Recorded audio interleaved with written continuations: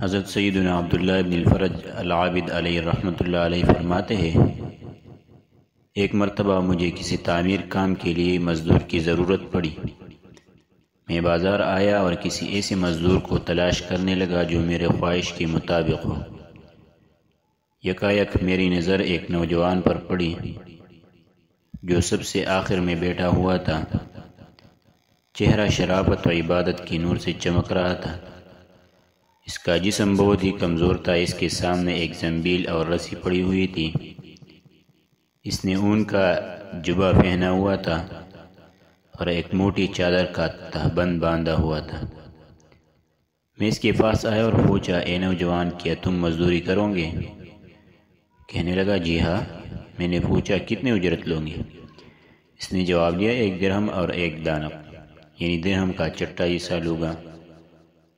میں نے کہا، ٹھیک ہے، میرے ساتھ چلو۔ وہ نوجوان کہنے لگے، جیسے ہی مؤذن ظہر کی اذان دے گا میں کام چھوڑ کر نمازی کی تیاری کروں گا اور نماز کے بعد دوبارہ کام شروع کروں گا۔ پھر جب عصر کی اذان ہوگی تو میں فوراً کام چھوڑ کر نماز کی تیاری کروں گا اور نماز کے بعد کام کروں گا۔ اگر تمہیں یہ شرط منظور ہے تو میں تمہارے ساتھ چلتا ہوں، اور نہ کوئی اور مزدور ڈھونڈ لو۔ میں نے کہا، مجھے تمہاری یہ شرط منظور ہے۔ میں اسے لے کر اپنے گھر آیا اور کام کی تفصیل بتا دی۔ اس نے کام کے لیے کمر باندھ دی اور اپنے کام میں مشغول ہو گیا اور مجھ سے کوئی بات نہیں کی۔ جب مؤذن نے ظہر کی اذان دی تو اس نے مجھ سے کہا، اے عبداللہ، مؤذن نے اذان دی ہے۔ میں نے کہا، آپ جائیے اور نماز کی تیاری کیجیے۔ نماز سے فراغت کے بعد وہ عظیم نوجوان دوبارہ اپنے کام میں مشغول ہو گیا اور بڑی دیانتداری سے احسن انداز میں کام کرنے لگا۔ عصر کی اذان ہوتے ہی اس نے مجھ سے کہا، اے عبداللہ، مؤذن اذان دے چکا۔ میں نے کہا، جائیے اور نماز پڑھ لیجیے۔ نماز کے بعد وہ دوبارہ کام میں مشغول ہو گیا اور غروب آفتاب تک کام کرتا رہا۔ پھر میں نے اسے طے شدہ اجرت دی اور وہ وہاں سے رخصت ہو گیا۔ کچھ دنوں کے بعد مجھے دوبارہ مزدور کی ضرورت پڑی تو مجھ سے میری زوجہ نے کہا، اسی نوجوان کو لے کر آنا، کیونکہ اس کے عمل سے ہمیں بہت نصیحت حاصل ہوئی ہے اور وہ بہت دیانتدار ہے۔ چنانچہ میں بازار گیا تو مجھے وہ نوجوان کہیں نظر نہ آیا۔ میں نے لوگوں سے کہا کہ میں نے لوگوں سے اس کے متعلق پوچھا تو کہنے لگے کہ آپ اسی کمزور نحیف نوجوان کے بارے میں پوچھ رہے ہیں جو سب سے آخر میں بیٹھتا ہے۔ میں نے کہا، جی ہاں، میں اسی کے متعلق پوچھ رہا ہوں۔ تو انہوں نے کہا، وہ تو صرف ہفتہ کے دن آتا ہے، اس کے علاوہ کسی دن کام نہیں کرتا۔ یہ سن کر میں واپس آ گیا اور ہفتے کا انتظار کرنے لگا۔ پھر بروز ہفتہ میں دوبارہ بازار گیا تو میں نے اس پرکشش عظیم نوجوان کو اس جگہ موجود پایا۔ میں اس کے پاس گیا اور اس سے پوچھا کہ تم مزدوری کرو گے؟ اس نے کہا، جی ہاں، لیکن میری وہی شرائط ہوگی جو میں نے پہلے بتائی تھی۔ میں نے کہا، مجھے منظور ہے، تم میرے ساتھ چلو۔ وہ میرے ساتھ میرے گھر آیا اور میں نے اس کام کی تفصیل بتا دی۔ وہ بڑی دیانتداری سے پہلے کی طرح کام کرتا رہا اور اس نے کئی مزدوروں جتنا کام کیا۔ شام کو میں نے اسے طے شدہ اجرت سے زیادہ رقم دینا چاہی تو اس نے زائد رقم لینے سے انکار کر دیا۔ میں نے بہت اصرار کیا مگر وہ نہ مانا اور اجرت لیے بغیر ہی وہاں سے جانے لگا۔ مجھے اس بات سے بڑا رنج ہوا کہ وہ بغیر اجرت لیے ہی جا رہا ہے۔ میں نے اس کا پیچھا کیا اور بصد عاجزی اسے اجرت دی۔ اس نے زائد رقم واپس کر دی اور طے شدہ مزدوری لے کر وہاں سے روانہ ہو گیا۔ کچھ دنوں کے بعد جب دوبارہ ہمیں مزدور کی ضرورت پڑی تو میں ہفتہ کے دن بازار گیا اور اسی نوجوان کو تلاش کرنے لگا، لیکن وہ مجھے کہیں نظر نہ آیا۔ میں نے اس کے متعلق پوچھا تو لوگوں نے بتایا کہ وہ ہفتے میں صرف 1 دن کام کرتا ہے اور مزدوری میں 1 درہم اور 1 دانق یعنی درہم کا چٹا حصہ اجرت لیتا ہے۔ وہ روزانہ ایک دانق اپنے استعمال میں لاتا ہے۔ آج وہ بیمار تھا اس لیے نہیں آیا۔ میں نے پوچھا وہ کہاں رہتا ہے؟ لوگوں نے بتایا فلاں مکان میں رہتا ہے۔ میں وہاں پہنچا تو وہ ایک بڑھیا کے مکان میں موجود تھا۔ بڑھیا نے بتایا کہ یہ کئی دنوں سے بیمار ہے۔ میں اس کے پاس پہنچا تو دیکھا کہ وہ سخت بیماری میں مبتلا ہے اور اینٹوں کا تکیہ بنایا ہوا ہے۔ میں نے اسے سلام کیا اور پوچھا اے میرے بھائی کیا تمہارے کوئی حاجت ہے؟ کہنے لگا جی ہاں، مجھے تم سے ایک ضروری کام ہے، کیا تم اسے پورا کرو گے؟ میں نے کہا انشاءاللہ عز و جل میں تمہارے کام ضرور پورا کروں گا، بتاؤ کیا کام ہے؟ اس نوجوان نے کہا جب میں مر جاؤں تو یہ لوٹا اور زنبیل بیچ کر گور کفن کو اجرت دے دنیا۔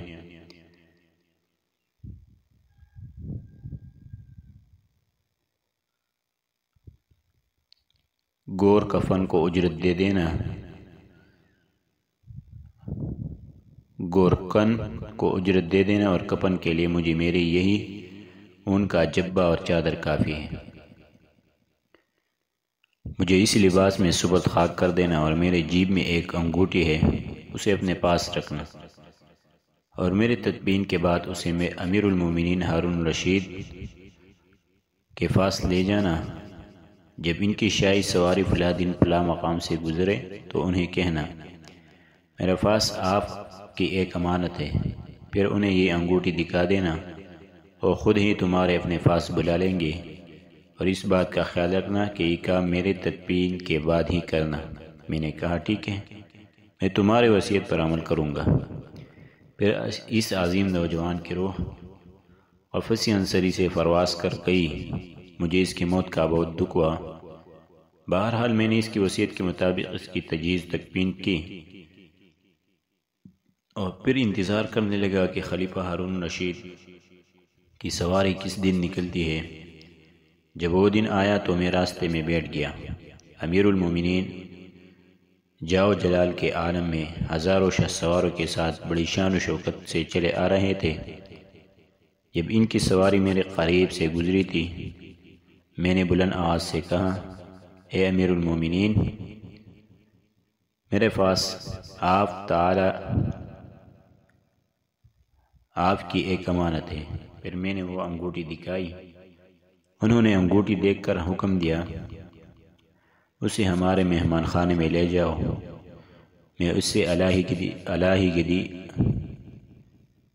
سے علیحدگی میں گفتگو کروں گا۔ چنانچہ مجھے محل میں پہنچا دیا گیا۔ جب خلیفہ ہارون رشید علیہ رحمت کی واپسی ہوئی تو انہوں نے مجھے اپنے پاس بلایا اور باقی تمام لوگوں کو باہر جانے کا حکم دیا۔ پھر مجھ سے پوچھا تم کون ہو؟ میں نے کہا میرا نام عبداللہ ابن فرج ہے۔ انہوں نے پوچھا تمہارے پاس یہ انگوٹھی کہاں سے آئی؟ میں نے اس عظیم نوجوان کا سارا واقعہ خلیفہ ہارون کو سنا دیا۔ یہ سن کر وہ اس قدر روئے کہ مجھے ان پر ترس آنے لگا۔ پھر جب وہ میری طرف متوجہ ہوئے تو میں نے ان سے پوچھا اے امیر المومنین، اس نوجوان سے آپ کا کیا رشتہ تھا؟ آپ نے فرمایا وہ میرا بیٹا تھا۔ میں نے پوچھا اس کی یہ حالت کیسی ہوئی؟ آپ نے فرمایا وہ مجھے خلافت ملنے سے پہلے پیدا ہوا تھا۔ ہم نے اس کی خوب نیک ماحول میں پرورش کی اور اس نے قرآن کا علم سیکھا۔ پھر جب مجھے خلافت کی ذمہ داری سونپی گئی تو اس نے مجھے چھوڑ دیا اور میرے دنیاوی دولت سے کوئی فائدہ حاصل نہ کیا۔ یہ اپنی ماں کا بہت فرمان بردار تھا۔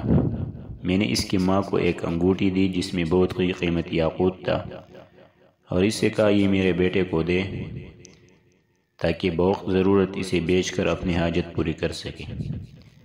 اس کے بعد وہ ہمیں چھوڑ کر چلا گیا اور ہمیں اس کے متعلق بالکل معلومات نہ مل سکے۔ آج تم نے اس کے متعلق بتایا ہے۔ پھر آپ رونے لگے اور کہا آج رات مجھے اس کی قبر پر لے چلنا۔ جب رات ہوئی اور ہم دونوں اس کی قبر پر پہنچے تو خلیفہ ہارون رشید اس کی قبر کے پاس بیٹھ گئے اور زار و قطار رونا شروع کر دیا اور ساری رات روتے روتے گزار دی۔ جب صبح ہوئی تو ہم وہاں سے واپس آ گئے۔ آپ فرمانے لگے تم روزانہ رات کے وقت میرے پاس آیا کرو، ہم دونوں اس کی قبر پر آیا کریں گے چنانچہ میں ہر رات ان کے پاس جاتا، وہ میرے ساتھ قبر پر آتے اور رونا شروع کر دیتے، پھر واپس چلے جاتے۔ حضرت سیدنا عبداللہ فرماتے ہیں مجھے معلوم نہیں تھا کہ وہ نوجوان خلیفہ ہارون الرشید کا شہزادہ تھا۔ مجھے تو اس وقت معلوم ہوا جب خود امیر المومنین ہارون الرشید نے بتایا کہ وہ میرا بیٹا تھا۔